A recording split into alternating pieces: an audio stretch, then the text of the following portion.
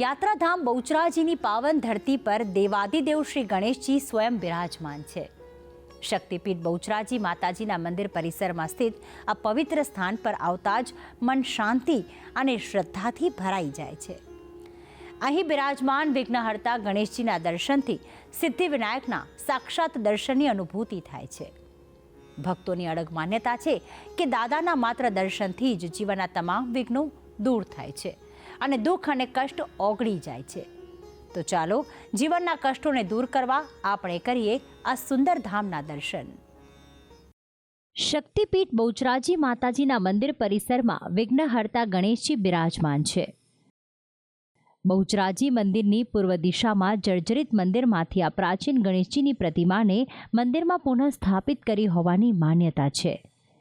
આ મંદિરમાં બિરાજમાન ગણેશજીની સ્થાપના વડોદરાના રાજવી માનાજીરાવ ગાયકવાડ દ્વારા કરવામાં આવી હતી। આ ગણેશજીને સિંદુરિયા ગણેશજી તરીકે પણ ઓળખવામાં આવે છે। અહીં દર પૂનમ તેમજ દર ચોથ અને રવિવારના દિવસે ભક્તોની વિશેષ ભીડ જોવા મળે છે। અહીંયા ખાસ કરીને રવિવાર, મંગળવાર અને પૂનમના દિવસે ભક્તોની બહુ ભીડ હોય છે। શાસ્ત્રમાં પણ કહ્યું છે કલો ચંડી વિનાયક, ગણપતિ દાદાની ઉપાસના કરવાથી વિશેષ ફળ મળે છે। એવું આ ગણપતિ દાદાનો એટલે કે સિંદુરિયા ગણપતિ દાદા અને બહુ જ રમણીય એમનું સ્વરૂપ છે અને એમની કોઈ શ્રદ્ધાથી માનતાથી રાખવામાં આવે તો દરેકની માનતા દરેક ભક્તની પરિપૂર્ણ કરે છે એવા શ્રી ગણપતિ દાદા છે। અહીં વિઘ્નહર્તા ગણેશજીના દર્શન માત્રથી આથી વ્યાધિ અને ઉપાધિ તમામ દૂર થતી હોવાની માન્યતા છે। સાચા મનથી જે કોઈ મનોકામના ભક્તો દ્વારા રાખવામાં આવે છે તમામ ગણપતિ બાપા પૂર્ણ કરે છે। શક્તિપીઠ બહુચરાજીના દર્શન માટે લાખો શ્રદ્ધાળુઓ દર્શન માટે પધારે છે। અહીં આવતા તમામ ભક્તો વિઘ્નહર્તા ગણેશજીના દર્શનનો અવશ્ય લાભ લે છે।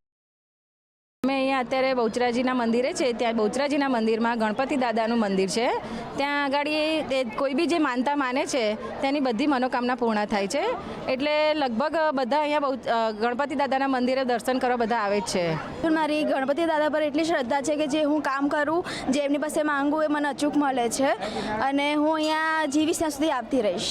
અને અહીંયા ગણપતિ દાદાના મંદિરે શ્રદ્ધા વધારે છે અમને, એટલે અમે અચૂક અહીંયા દર્શન કરવા ઊભા રહીએ છીએ અને આપણી માનતાઓ જે હોય એનું સત બી વધારે છે કે આપણે માનતા માની હોય તો પૂરી પણ થાય છે।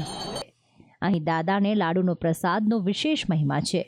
તો શ્રદ્ધાળુઓ પોતાની મનોકામના પૂર્ણ થતાં ધરોની માળા તેમજ લાડુનો ભોગ અચૂક દાદાને અર્પણ કરે છે।